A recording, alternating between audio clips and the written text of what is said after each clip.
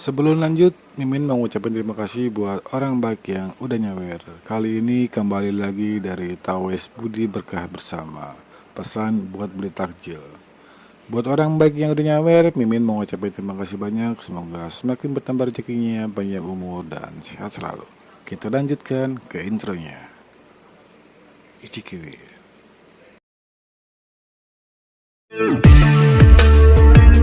Kembali lagi bersama channel kita semua. Jika Anda suka, jangan lupa komen, like dan subscribe, share juga bila Anda berkenan. Selamat membaca dan mendengarkan. Perintah Kaisar Naga, Bab 3765-3767. Dini hari berikutnya, penguasa istana memanggil lebih dari 10 orang suci dan menunggu Dev. Dev keluar ruangan perlahan, dengan ekspresi lelah di wajahnya. Tuan Chen, apakah Anda tidak istirahat dengan baik? Pemilik istana melihat ini dan bertanya. Tidak buruk. Dev tersenyum ringan. Tadi malam, dia menghabiskan sepanjang malam memikirkan semua wanitanya, yang mana cinta sejatinya. Kamu bisa berangkat sekarang. Seharusnya tidak ada bahaya di sepanjang jalan. Yalena dan murid luar serta para biksu yang telah lulus ujian sudah berangkat kemarin. Saya meminta mereka untuk meninggalkan tanda di sepanjang jalan. Anda hanya perlu mengikuti tandanya. Ikuti saja tanda-tandanya dan tidak akan banyak bahaya. Kata pemilik istana kepada Dev. Dev mengangguk, dia tahu bahwa murid-murid luar itu hanyalah umpan meriam, garda terdepan yang membuka jalan. Namun tidak ada yang bisa kita lakukan, perkembangan suatu sekte selalu membutuhkan pengorbanan. Setelah mengucapkan selamat tinggal kepada kepala istana, Dev berangkat bersama Lucy dan yang lainnya. Mereka telah mencapai titik paling selatan di wilayah selatan. Tapi arah awal Dev dan yang lainnya berlanjut ke selatan. Batas dunia surga dan manusia yang kacau balau terlihat, apakah wilayah kutub sedang kacau? Tuan Chen, istana Guanghan kita bukanlah titik paling selatan. Masih ada ribuan mil dari sini menuju perbatasan kekacauan. Lucy mengikuti Dev dan berkata. Seperti kata pepatah, inilah artinya menjadi kuda mati di Gunung Raja. Kelihatannya sangat dekat, namun nyatanya masih jauh. Karena orang telah membuka jalan di depan mereka, Dev dan yang lainnya bisa berjalan sangat cepat dan santai. Saat ini, di sebuah bukit tidak jauh dari istana Guanghan, semua orang dari keluargamu berkumpul di sini. Nona, orang-orang dari istana Guanghan sudah pergi. Yosemite melapor ke Bibi Kelsey. Baiklah, silakan saja. Jangan melakukan apapun di jalan. Ini saat yang tepat untuk menggunakan orang-orang seperti istana Guanghan untuk bertarung di garis depan dan mengambil tindakan ketika Anda mencapai tujuan. Jadilah cerdas, jangan ceroboh, dan jangan biarkan siapapun hidup, jika tidak istana Guanghan akan menangkapmu. Bibi Kelsey berkata dengan dingin.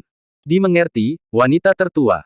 Yosemite mengangguk, lalu melambaikan tangannya dan pergi bersama semua orang dari keluargamu. Ketika semua orang dari keluargamu menuju lebih jauh, mereka berada ratusan mil. Ada juga beberapa kelompok orang yang pergi menuju ke daerah kutub. Lagi pula, ada godaan, dan banyak orang ingin berpetualang di daerah kutub. Di antara orang-orang ini, salah satu dari mereka mengenakan jubah hitam aneh dengan monster binatang bersulam gigi dan cakar di atasnya. Orang ini adalah Preston yang dilukai oleh Dev. Setelah orang ini dilukai oleh Dev dan melarikan diri dari sekte iblis surgau, dia segera memulihkan luka-lukanya. Kemudian dia mendengar bahwa wilayah kutub itu adalah tempat di mana makhluk abadi jatuh, jadi dia bergegas ke sini.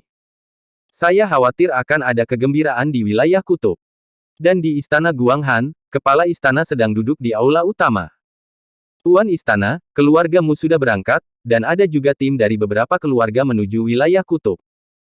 Ada juga banyak petani biasa, jumlah mereka tidak kurang dari 100. Seorang murid istana Guanghan melaporkan. Iya. Tuan istana melambaikan tangannya dan meminta muridnya turun. Tuan istana, berita bahwa sumber daya ditemukan di daerah kutub adalah tempat di mana makhluk abadi jatuh, mengapa Anda ingin menyebarkannya? Kita secara terbuka mempromosikannya di kota Nanjing. Meskipun menarik banyak biksu untuk mendaftar, akan ada banyak orang yang bersaing untuk mendapatkan sumber daya dengan puluhan ribu koin roh. Seorang murid di sebelah kepala istana bertanya dengan sangat bingung. Tetapi kepala istana tersenyum tipis, izinkan saya bertanya, membandingkan kekuatan istana Guanghan kita dengan keluargamu, siapa yang lebih kuat? Murid istana Guanghan tertegun, lalu menggelengkan kepalanya, saya tidak tahu. Kepala istana tahu bahwa murid ini tidak berani mengatakan apa-apa, jadi dia berkata, Istana Guanghan kita baru saja didirikan kembali, dan kekuatan murid di Istana Guanghan kita masih terlalu rendah, jadi tidak ada cara untuk melawan keluargamu. Alasan saya menyebarkan berita ini adalah untuk menimbulkan kekacauan di wilayah kutub. Hanya dengan cara inilah kita dapat memiliki kesempatan untuk memanfaatkan kekacauan tersebut. Setelah pemilik istana selesai berbicara, dia sedikit mengangkat sudut mulutnya dan tersenyum. Dev saat ini sedang dalam perjalanan ke daerah kutub dengan selusin orang suci. Dia tidak tahu bahwa akan ada begitu banyak orang yang datang ke daerah kutub. Itu adalah perjalanan yang mudah, dan mereka semakin dekat ke kutub. Berhenti. Tiba-tiba, Dev, yang berjalan di depan, mengerutkan kening. Tuan Chen, ada apa? Lucy melangkah maju dan bertanya dengan bingung. Jalan ini telah dilalui oleh orang sebelumnya, jadi seharusnya tidak ada bahaya. Dia tidak tahu mengapa Dev berhenti. Apakah kamu mencium bau darah? Dev bertanya. Lucy menggelengkan kepalanya, tidak.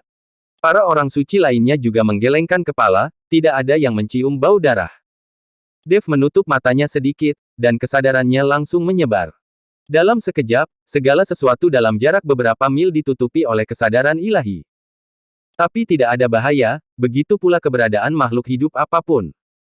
Aneh, aku merasa udaranya dipenuhi bau darah. Kenapa tidak ada apa-apa? Dev mengerutkan kening dan melihat sekeliling. Tuan Chen, seharusnya tidak ada yang salah.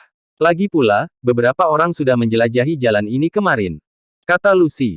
Mungkin aku terlalu sensitif. Kalian semua, harap menjaga perimeter dan tetap waspada. Setelah Dev selesai berbicara, dia berjalan ke depan lagi. Semua orang suci mengikuti pengaturan Dev, menjaga perimeter satu persatu, dan meningkatkan kewaspadaan mereka. Setelah berjalan beberapa mil ke depan, seorang suci tiba-tiba berteriak. Aduh! Seorang gadis suci jatuh ke salju, dan kemudian berkata dengan marah, siapa yang membuatku tersandung? Mata semua orang terfokus pada kaki gadis suci itu, dan terlihat tangan yang kaku yang tersingkap dari salju. Melihat pemandangan ini, hati semua orang tiba-tiba menegang, dan Dev bahkan melompat dan mendarat di samping orang suci itu. Segera setelah Dev menamparkan telapak tangannya, gelombang panas menyapu dan salju langsung mencair. Setelah terus meleleh, tubuh seorang wanita terungkap. Ini adalah murid luar istana Guanghan kita. Seorang gadis suci berseru kaget ketika dia melihat tubuh wanita itu.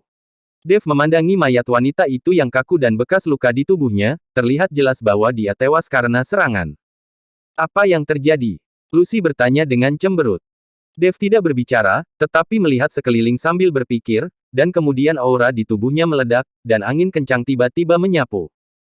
Salju di sekitarnya tertiup ke seluruh langit oleh angin kencang. Segera, salju terhempas, dan mayat-mayat yang membeku terlihat. Mayat-mayat tergeletak berantakan. Ada murid luar istana Guanghan dan para biksu yang telah lulus ujian. Melihat segala sesuatu di depan mereka, semua orang suci tercengang. Orang-orang yang diutus oleh istana Guanghan dan biksu yang lulus ujian, semuanya tewas secara tragis di sini. Kalian pasti tahu kalau tempat ini masih agak jauh dari kutub, tapi orang-orang ini mati mengenaskan sebelum sampai di kutub. Siapa yang melakukannya? Mata Lucy meledak karena marah.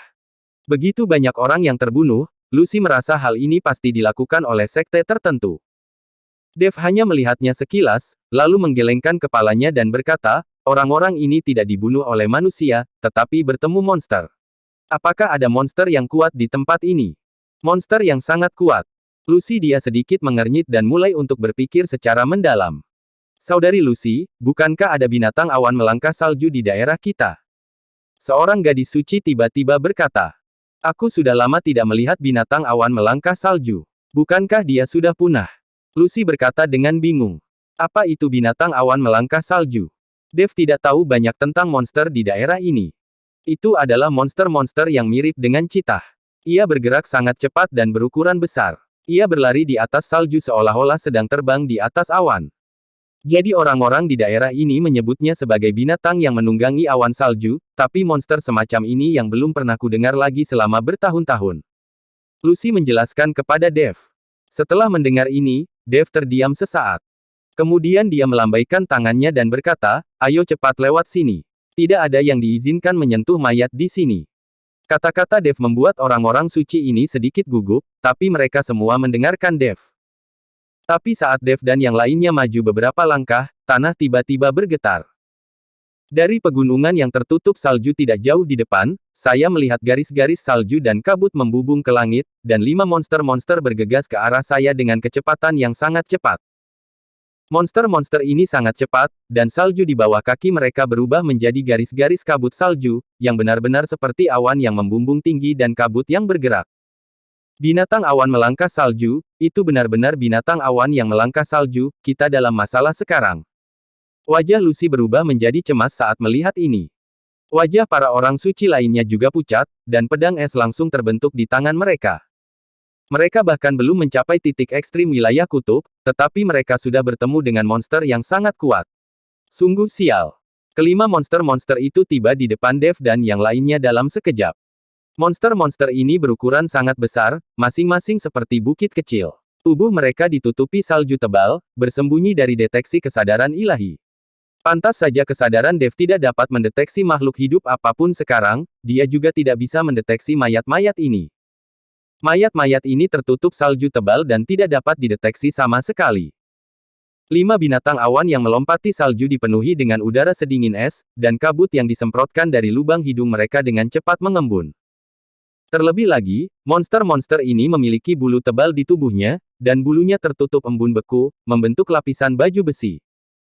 Salah satu pemimpin binatang awan melangkah salju, menatap ke arah kerumunan dengan mata tajam, dan meraung dari mulutnya, seolah dia sedang memprovokasi.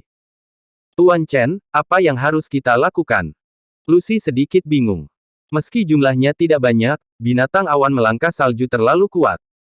Seekor binatang awan yang melangkah salju di alam kesengsaraan transendensi tingkat 8, dan 4 ekor binatang awan yang melangkah salju di alam kesengsaraan transendensi tingkat ke-7, barisan ini terlalu keterlaluan. Serahkan pemimpin binatang awan yang melangkah salju itu padaku, dan 4 sisanya, Anda dapat melawannya dengan cara kalian. Dengan selusin dari kalian, seharusnya tidak menjadi masalah besar untuk menghadapi 4 monster kelas 7 di alam kesengsaraan transendensi. Dev memandang Lucy dan bertanya. Baiklah, ayo lakukan yang terbaik. Lucy mengangguk, tapi sepertinya tidak terlalu percaya diri. Lagi pula, binatang awan melangkah salju semacam ini dikatakan cukup sulit untuk menghadapinya, dan mereka tidak tahu bagaimana menghadapinya sama sekali. Mereka belum pernah menghadapinya sebelumnya. Dev tiba-tiba terbang, dan kemudian menghantam ke arah binatang awan yang melangkah salju. Binatang awan yang melangkah salju meraung, tanah bergetar, retakan muncul satu demi satu, dan suara yang memekakkan telinga membuat kehampaan terdistorsi. Aku sudah bilang padamu untuk berteriak. Dev meninju binatang awan yang melangkah salju itu dengan keras, dan tubuh besar itu langsung terpesona. Untuk menghadapi binatang awan yang melangkah salju di alam kesengsaraan transendensi tingkat 8, Dev masih percaya diri. Meskipun itu tidak dapat dibunuh secara instan, monster ini mungkin tidak dapat menahan beberapa gerakan. Sekarang Dev telah mencapai alam kesengsaraan transendensi tingkat ketiga, dan baru saja menyadari asal-usul waktu. Menghadapi alam kesengsaraan transendensi tingkat ke-8, Dev masih sangat percaya diri. Tetapi satu-satunya hal yang dikhawatirkan Dev adalah, apakah selusin orang suci ini dapat menangani 4 binatang awan yang melangkahi salju yang tersisa. Melihat Dev mengambil tindakan, Lucy mengembunkan pedang es di tangannya. Dia mengangkat pedangnya dan berkata dengan keras, siapkan formasi. Kita harus bekerja sama untuk membunuh keempat monster ini. Kita tidak bisa membiarkan Tuan Chen meremehkan kita. Lebih dari selusin orang suci mengangkat pedang es di tangan mereka. Tiba-tiba, aliran nafas putih mengalir keluar dari ujung pedang, dan kemudian membentuk bola energi pedang tajam di udara. Dalam sekejap, lebih dari selusin orang suci melawan 4 binatang awan yang melangkahi salju, bertabrakan. Lebih dari selusin orang suci bekerja sama secara diam-diam, dan pedang es di tangan mereka terus mengubah gerakan mereka, dan energi pedang yang terkondensasi juga terus berubah. Keempat monster itu dapat ditebas beberapa kali dalam waktu singkat, tetapi karena pertahanannya terlalu kuat, sehingga tidak ada kerusakan fatal yang diderita. Sister Lucy, jika ini terus berlanjut, cepat atau lambat kita akan dihabisi. Seorang gadis suci berkata dengan gigi terkatup. Bersambung.